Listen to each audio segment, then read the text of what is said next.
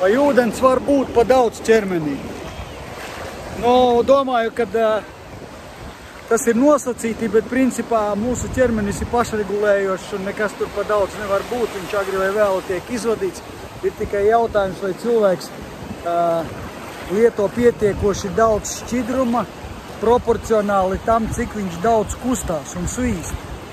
Ūdens pa daudz nevar būt un viņš izskalot arī nekādus tur kaļķus un vitamīnus nevar.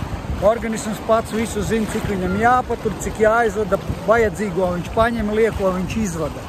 Tātad tās ir pilnīgas muļķības, vai ka tur sāli nevar lietot, un viņš tur uzkrāsies, nekāds sāls neuzkrājas organismā, tās ir muļķības. Tur ir pavisam citi procesi, kāpēc tur viss tas notiek. Līdz ar to biežāk uzpampuši ir tie cilvēki, kas lieto maz ūdens, viņiem liekais svars, viņi maz lieto ūdeni vispār tīru šķidrumu. Līdz ar to esiet sveiki un veseli!